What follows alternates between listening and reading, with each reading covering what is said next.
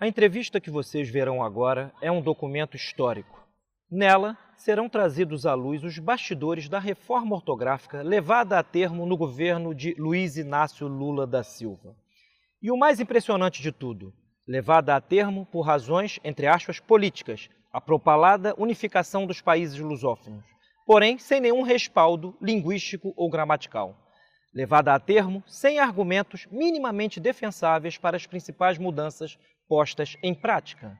No Brasil, o espírito de rebanho de escritores, tradutores, editores e jornalistas, somado a uma monumental ignorância a respeito da índole do próprio idioma da parte de quem, por dever de ofício, teria obrigação de conhecê-la, fez com que todos seguissem a nova lei sem nenhuma reação digna de registro, ao contrário do que aconteceu em Portugal, onde a reação tem sido grande. Do ponto de vista financeiro, os grandes beneficiários foram as editoras de livros paradidáticos, ou seja, aquelas que vendem obras impressas para o governo brasileiro. Com exceção destas, todas as demais editoras viram-se repentinamente obrigadas a reimprimir o seu catálogo de livros, que precisou ser atualizado na nova língua, com data marcada. Amargaram prejuízos não apenas financeiros, mas sobretudo culturais e também quanto às estratégias de negócio. Durante todo o processo que culminou na lei capitaneada pela maciça propaganda do governo Lula e vendida aos demais países de língua portuguesa como a oitava maravilha do mundo, o lexicógrafo-chefe da Academia Brasileira de Letras, Sérgio de Carvalho Pachá, intelectual defenestrado da ABL por ter opinião privada contrária aos motivos alegados para o acordo, viu de perto gramáticos que eram críticos acérrimos do acordo, por razões claras e objetivas, de repente se transformarem em garotos propaganda da mudança ortográfica. A história abjeta da mudança da língua será agora contada por quem viu toda a história de perto. Fica como registro para gerações futuras de brasileiros, para que tenham instrumentos de defesa contra fórmulas políticas coletivas mágicas propostas por ocasionais donos do poder. O chamado acordo ortográfico foi, na prática, a mudança de um idioma por decreto. Decreto político e não consenso entre os especialistas. Algo inédito na história das civilizações. Noutras palavras, um atentado contra o povo, pois o que distingue qualquer nação é, antes de tudo, o idioma comum dos seus falantes, instrumento básico de comunicação da tradição histórica, cultural, literária, de pensamento, etc. Portanto, preparem-se. A partir de agora, vocês testemunharão de perto um grave crime de lesa língua, por razões de lesa política. Professor Sérgio Pachá, de alguma maneira o acordo ortográfico capitaneado pelo governo Lula pode ser considerado benéfico para os falantes da língua portuguesa no Brasil? Não creio. Bom, em primeiro lugar, eu gostaria de esclarecer o seguinte. O acordo ortográfico não diz respeito à língua enquanto língua, diz respeito à língua enquanto algo a ser graficamente representado. Diz respeito à grafia da língua, que é, como a própria língua, porém num outro plano, algo de natureza convencional. E o sistema ortográfico adotado no Brasil, anteriormente à promulgação deste famigerado acordo, no ano de 2009, era o sistema de 1943, com algumas modificações simplificadoras nele introduzidas em 1971.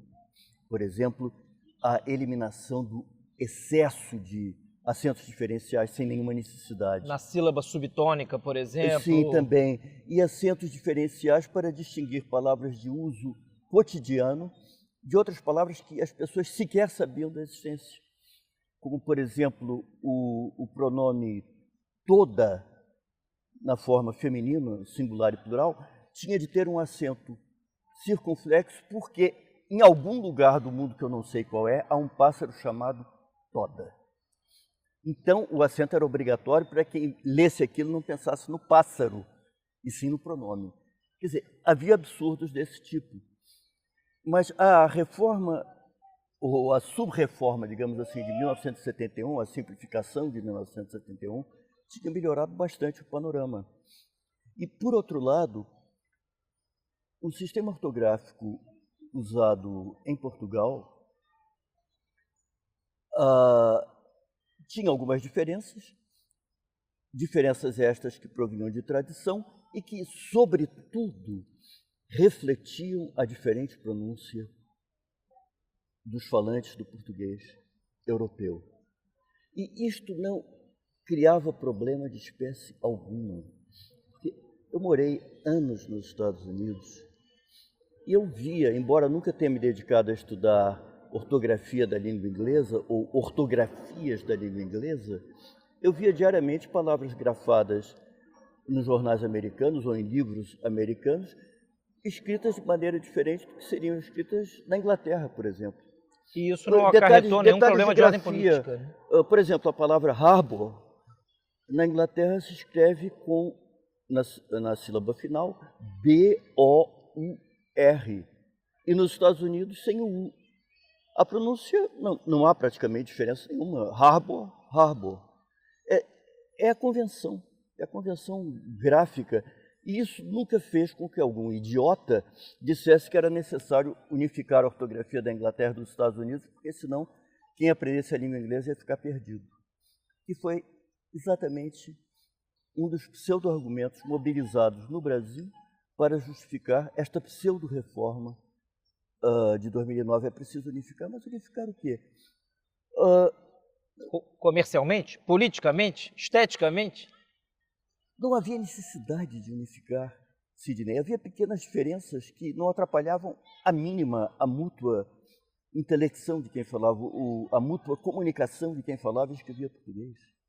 E isto foi, digamos assim, tentaram uma vez mais promover esta quase utopia da unificação gráfica de realidades fônicas distintas e deram com os burros na água. Não só deram com os burros na água, mas pioraram uma coisa que tinha defeitos, mas que não era tão má assim.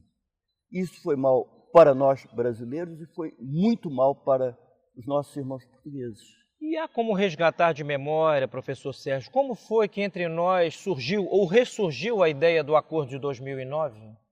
Você que viu de perto isto como lexicógrafo-chefe da Academia Brasileira de Letras, então? Ô Sidney, eu vou te contar como foi, porque eu ouvi a história, literalmente, da pessoa que promoveu este golpe. E é quase inacreditável. O que aconteceu foi o seguinte: a alturas tantas, no final da década que começou em 2000, a Academia elegeu um novo presidente que, por temperamento, era um homem que gostava muito de estar na mídia, nas manchetes, na televisão, etc, etc.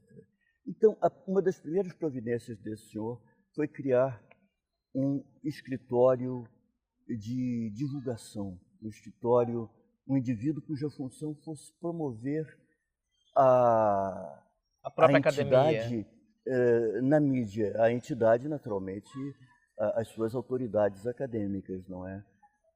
Através de menções nos jornais e coisas de televisão, enfim, essas coisas todas que se sabem. E este homem era pago, suponho que muito bem pago, para badalar a academia. Um belo dia, ele ouviu dizer que dormia nas gavetas, há mais de 10 anos, um novo projeto de unificação, entre aspas, ortográfica. Então, é claro que esse homem não era professor de português, não era linguista, não era filólogo, era um jornalista.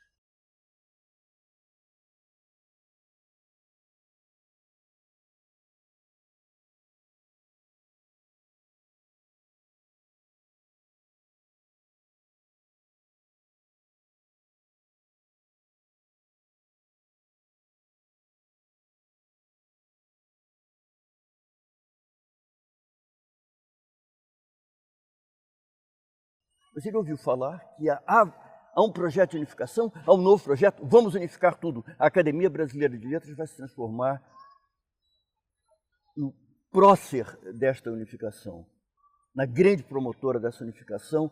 Ele correu para o presidente e disse: meu presidente, eu tive uma ideia que não vai tirar mais a ABL da mídia.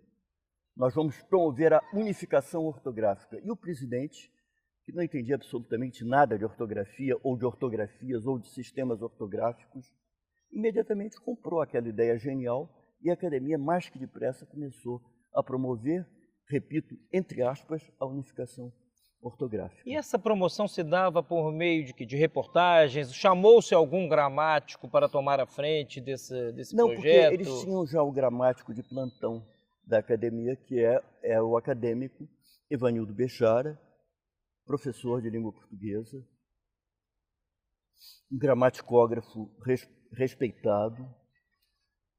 Eu estudei pelos livros dele, eu fui aluno dele na pós-graduação e voltei a encontrá-lo quando fui convidado a trabalhar na ABL.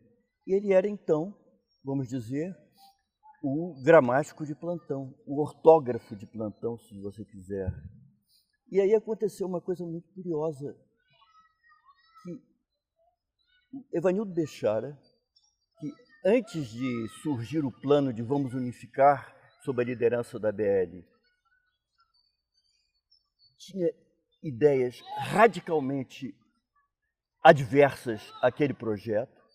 Certa feita ele me disse, Deus nos livre daquilo, aquilo é uma bomba, literalmente.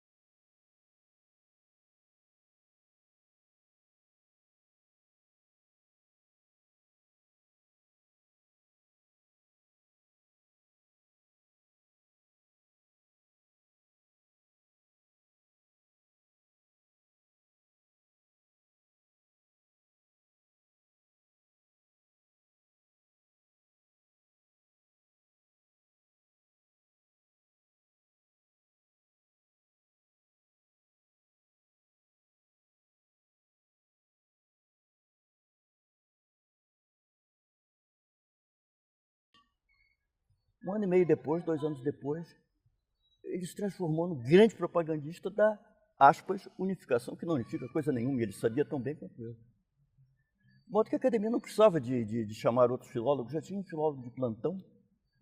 Para que chamar outros filólogos que poderiam introduzir controvérsia?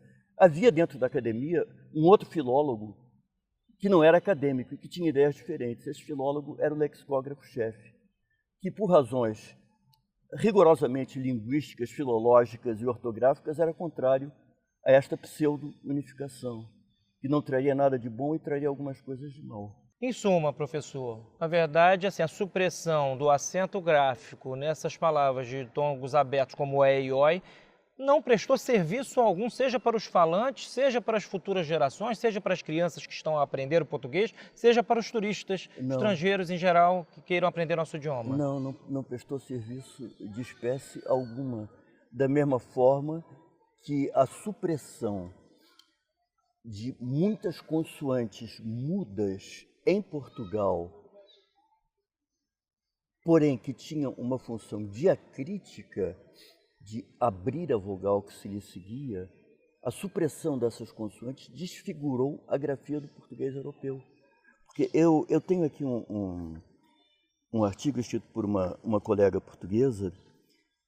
Ela diz o seguinte: antes deste famigerado acordo, havia 1.235 palavras que se escreviam da mesma forma em Portugal e no Brasil. Com o acordo mudaram, 190 ficaram com grafia dupla em ambos os países.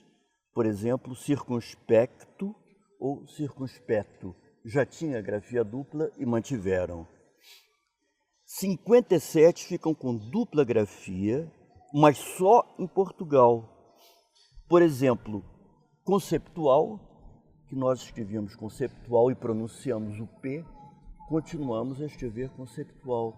Agora, os portugueses que escreviam conceptual e pronunciavam conceitual, ou seja, emudeciam a consoante, mas ao mesmo tempo abriam a vogal que se lhe seguia, perderam este P.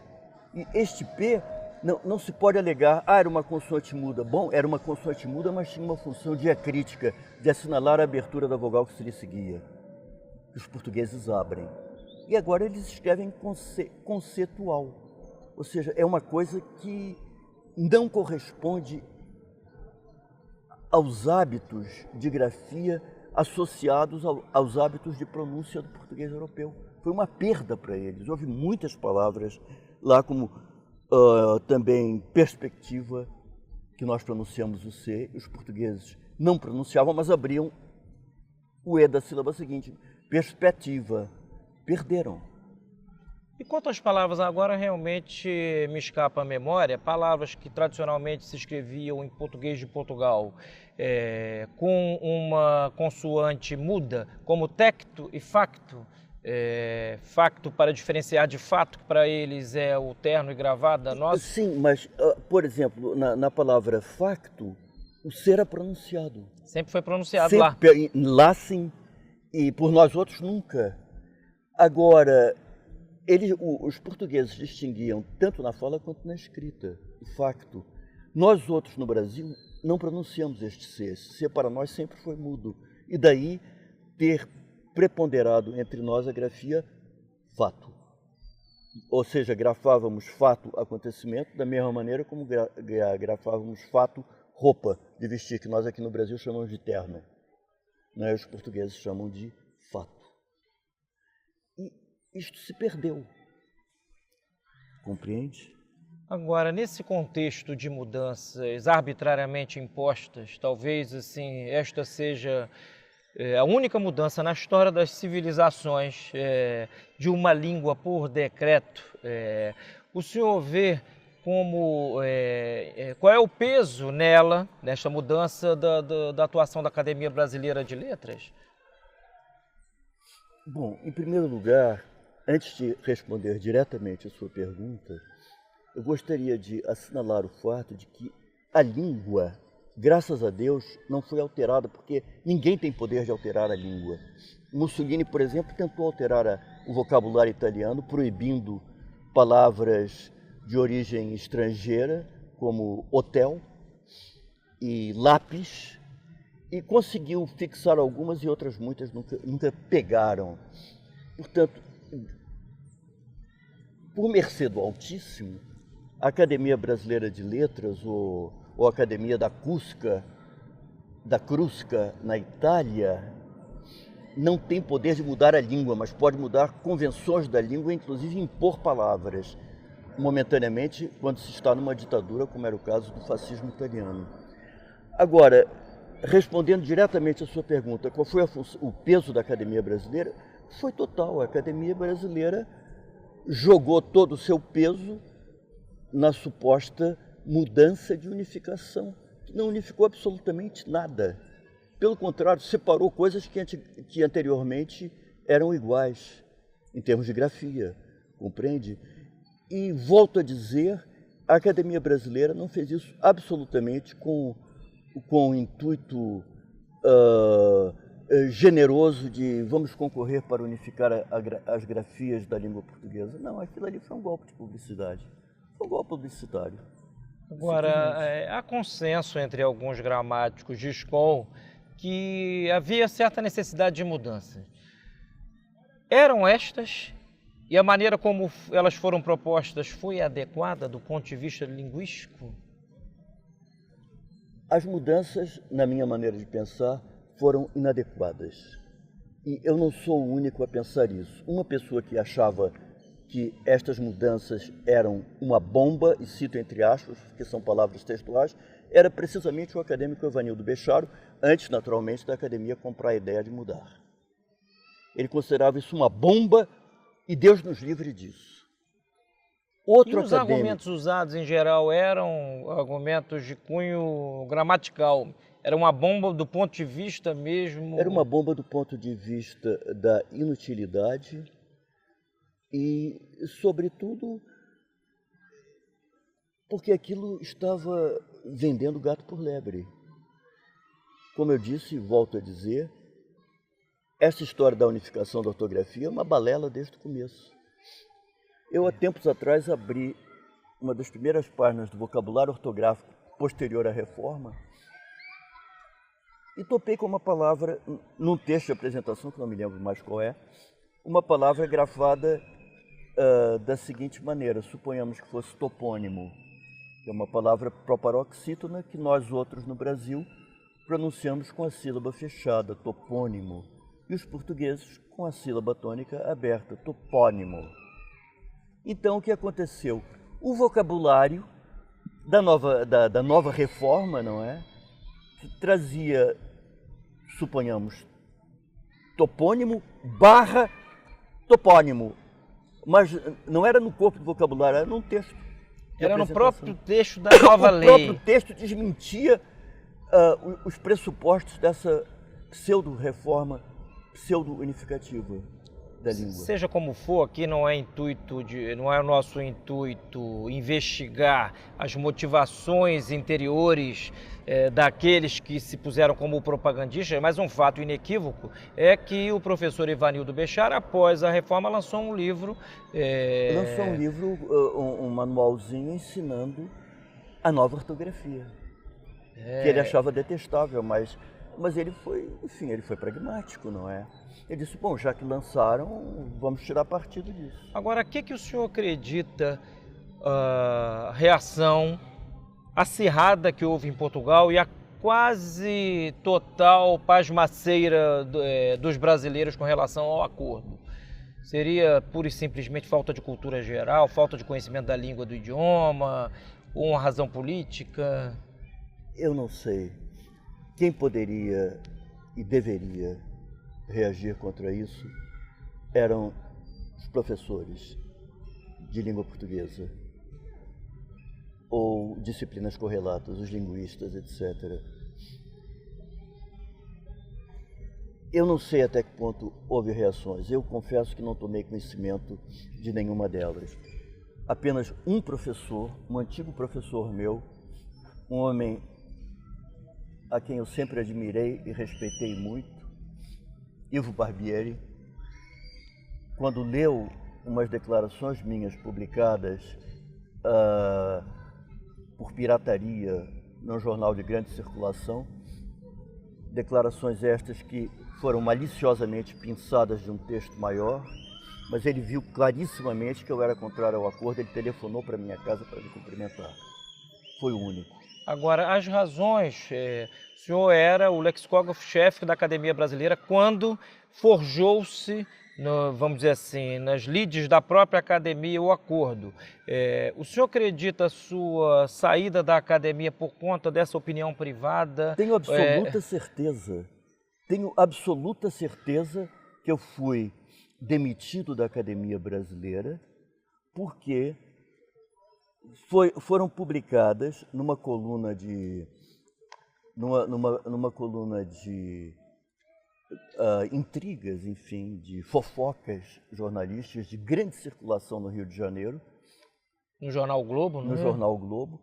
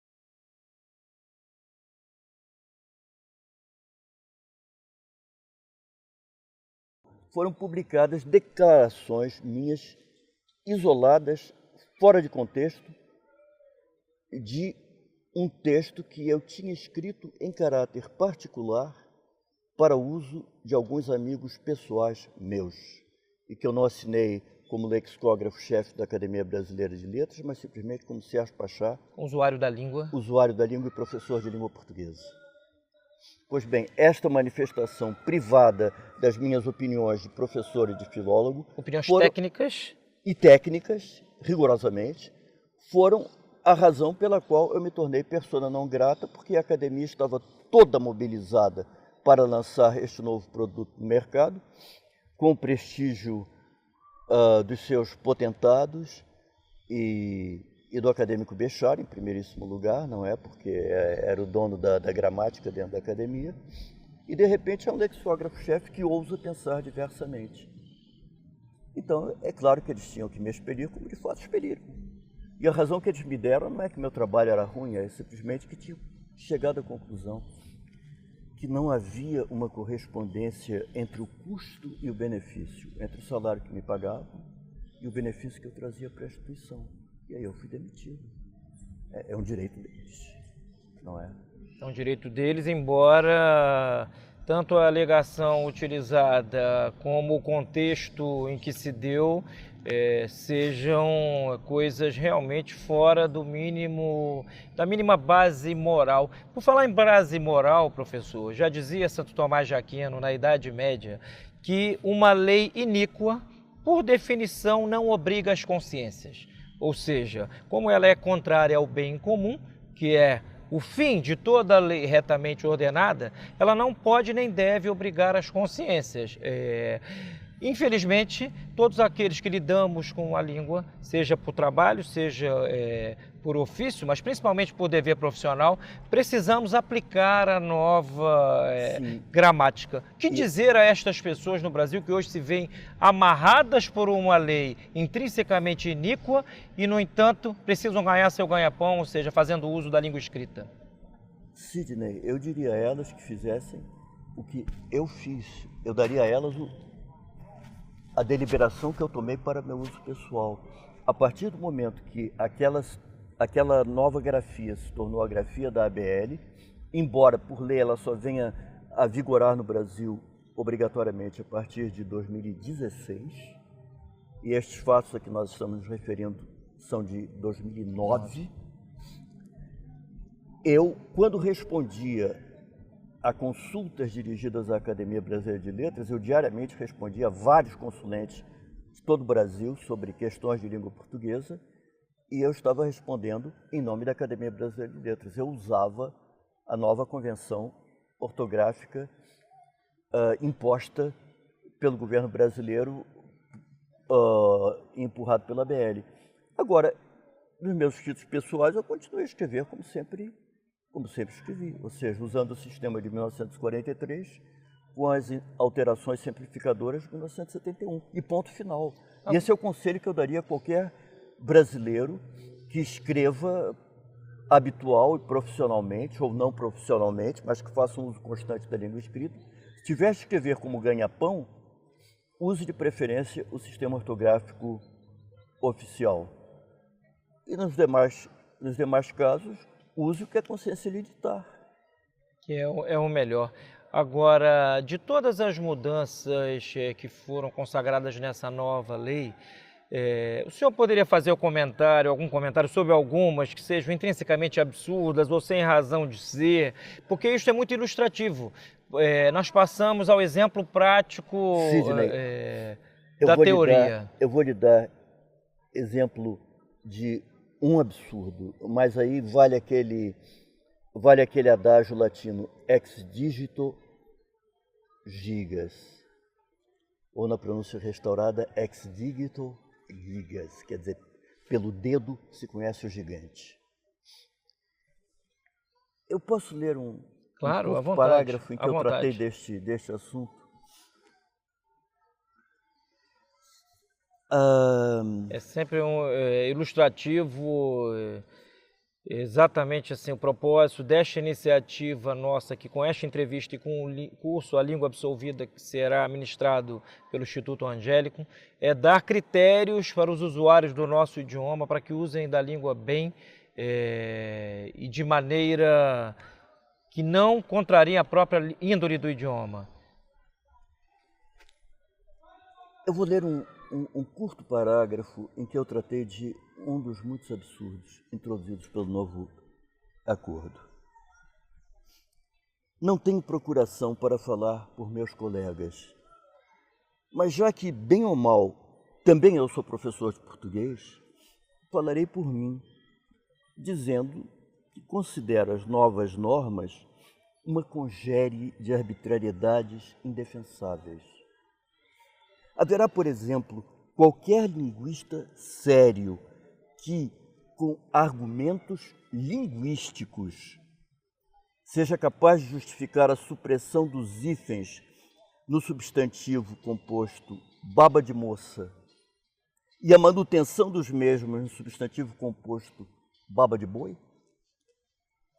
O critério adotado nestes casos pelos próceres da neografia é o seguinte: baba de moça é um doce e baba de boi é um coquinho.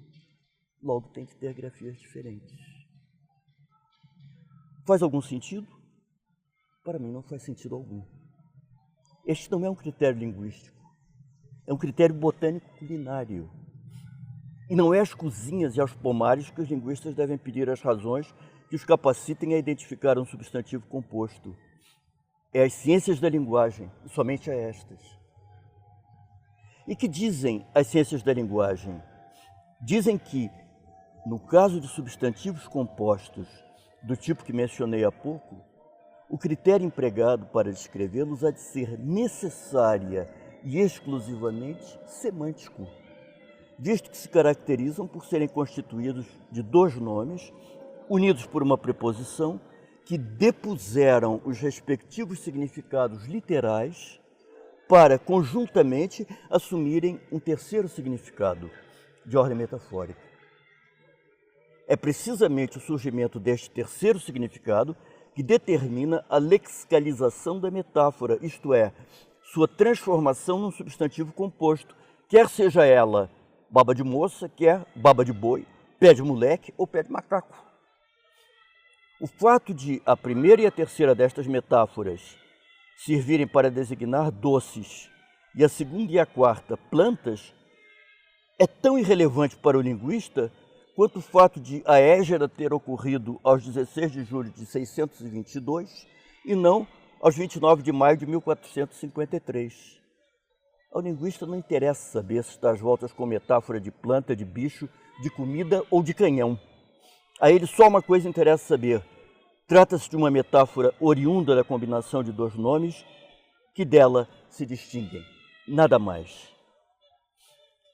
Não é este, contudo, o excelso entender dos sábios que engendraram o badalado acordo ortográfico, nem o dos apedeutas que o aprovaram no Congresso Nacional.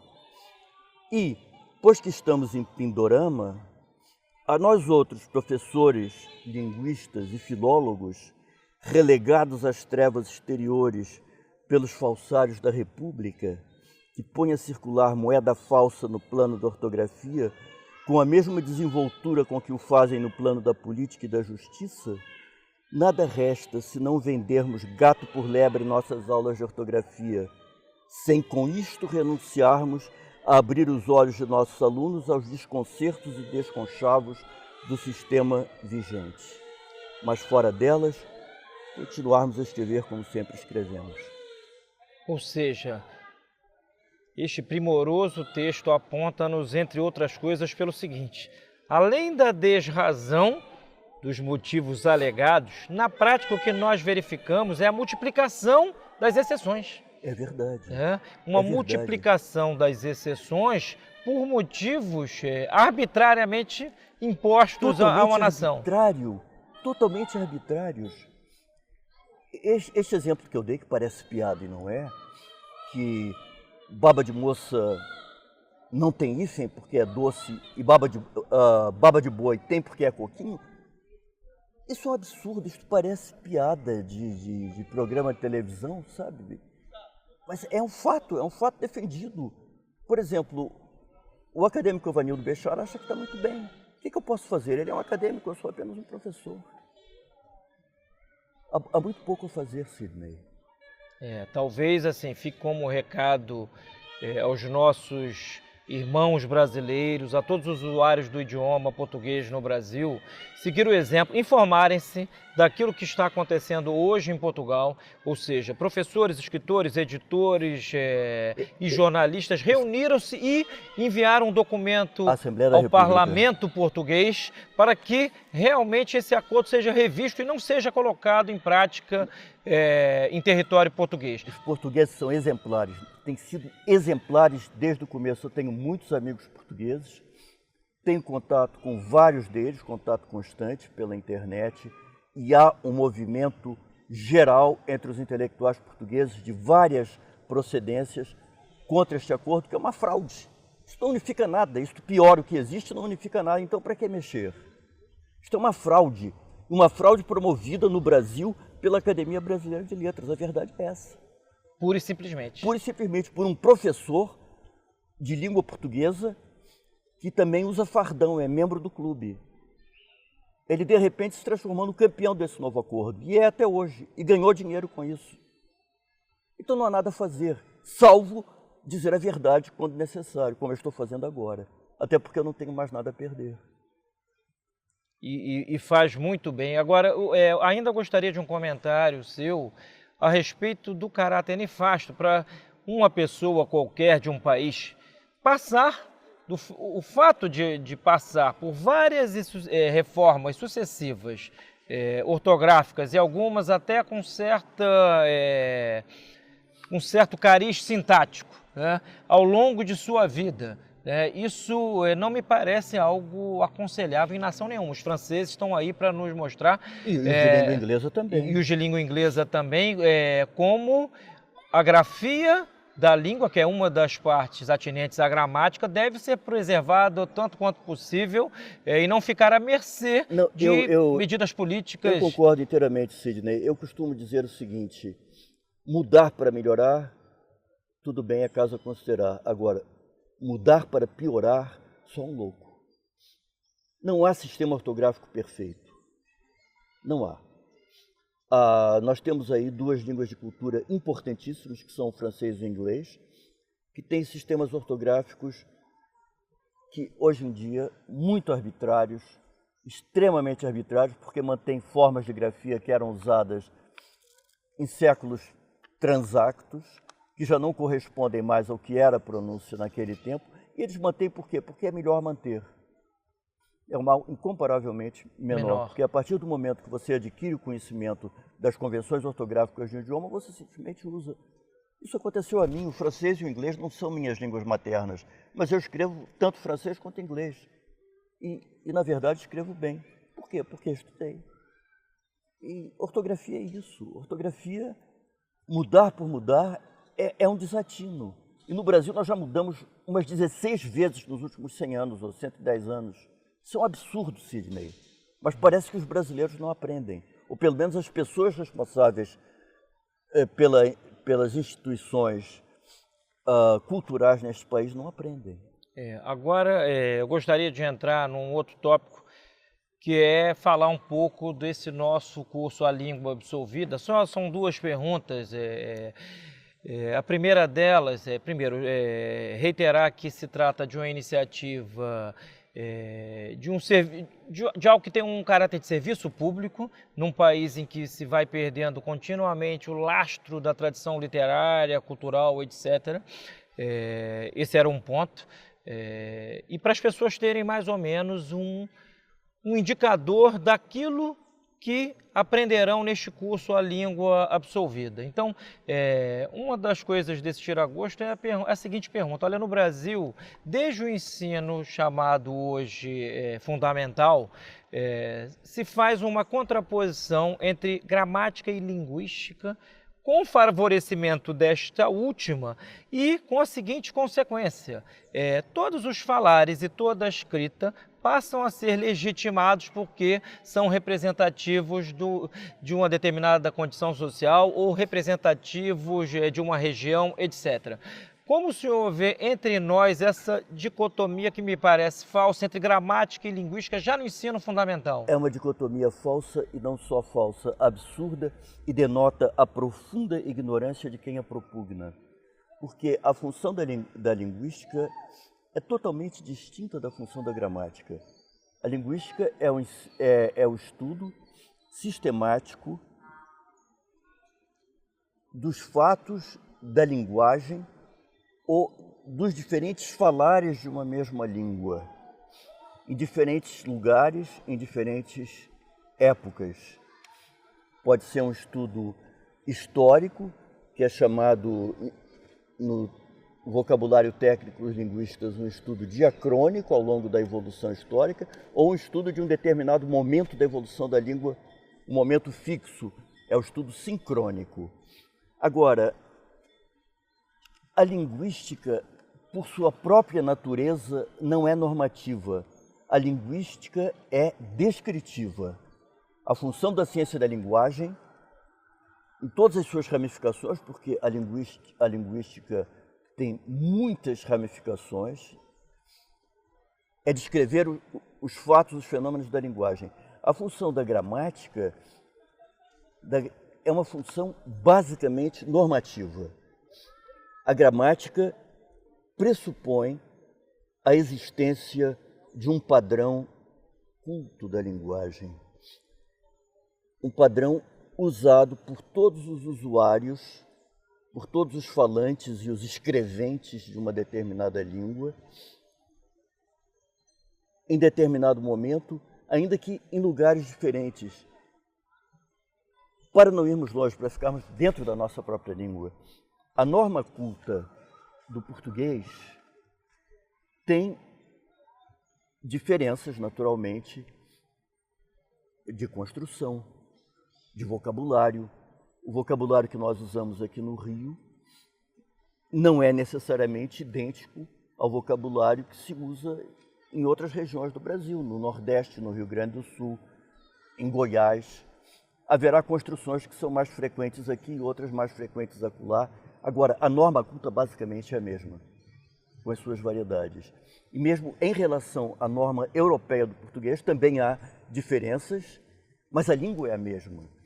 E uma pessoa que escreve cultamente o português está escrevendo tão bem para brasileiros quanto para portugueses. Isso é uma experiência de todos os dias. É entendida tanto por uns como por outros. Mas claro, é a mesma língua.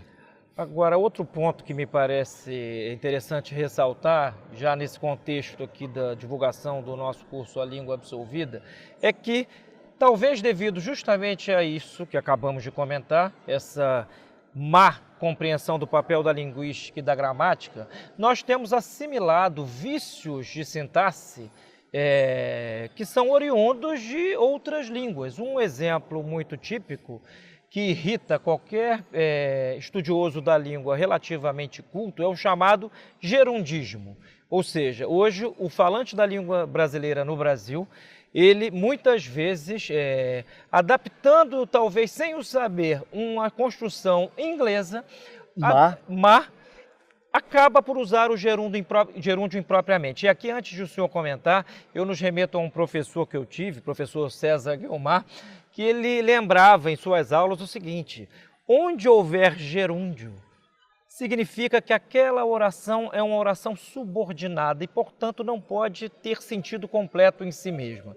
E que um dos vícios de brasileiro já daquele final dos anos 90 era usar o gerúndio com função de oração coordenada, como, por exemplo, em frases assim: atirou no marido, vírgula, matando-o.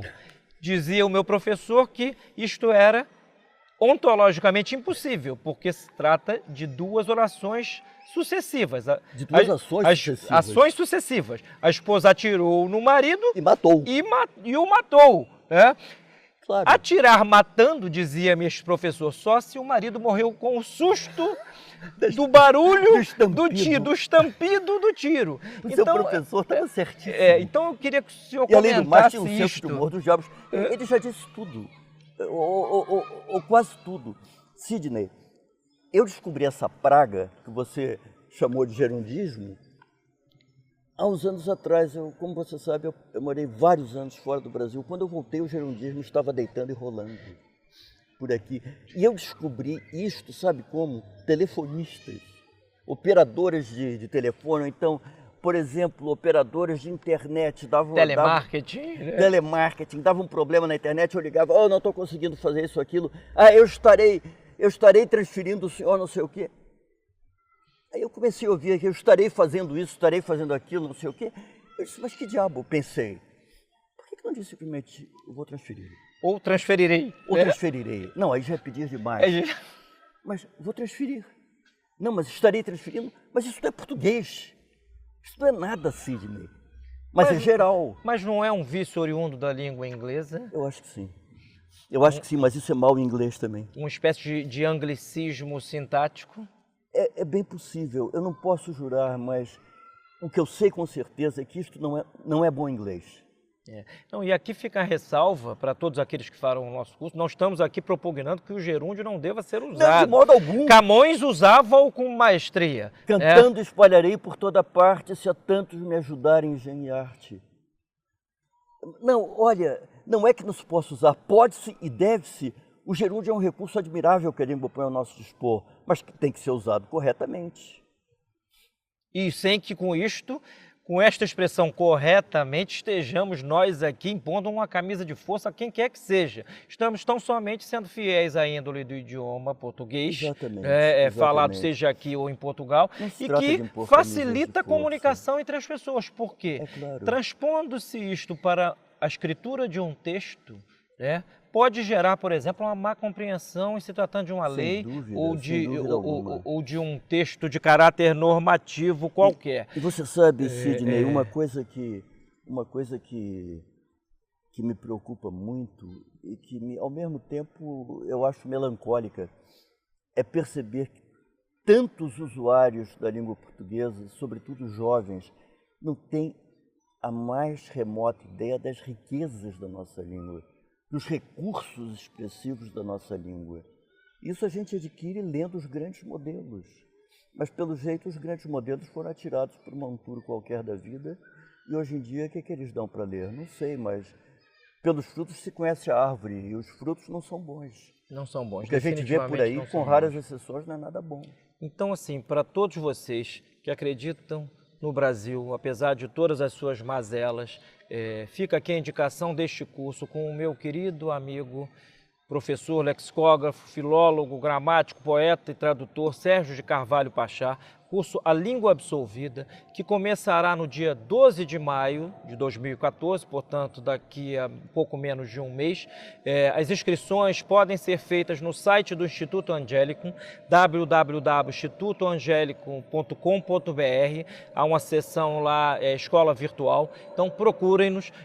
Estamos oferecendo este curso como um serviço prestado à nação e, ao longo dele, serão trazidas à luz questões gramaticais, questões linguísticas, alusão aos grandes escritores do idioma, dicas de redação, dicas de bem falar. Bem falar não pode transformar-se num pecado no Brasil, como o professor Sérgio disse no primeiro vídeo de divulgação deste curso. Infelizmente, no Brasil, excelência virou sinônimo de elitismo. E não é de elitismo que se trata. Então, contamos com vocês. Nós ainda divulgaremos o curso com alguns textos antes do seu início e tenho a certeza de que é uma iniciativa levada a cabo com muito amor, com muito envolvimento de todas as pessoas que estão nesse projeto e é para você, professor, para você, filósofo, para você, jornalista, para você, simples falante do idioma português no Brasil. Um grande abraço a todos e até breve.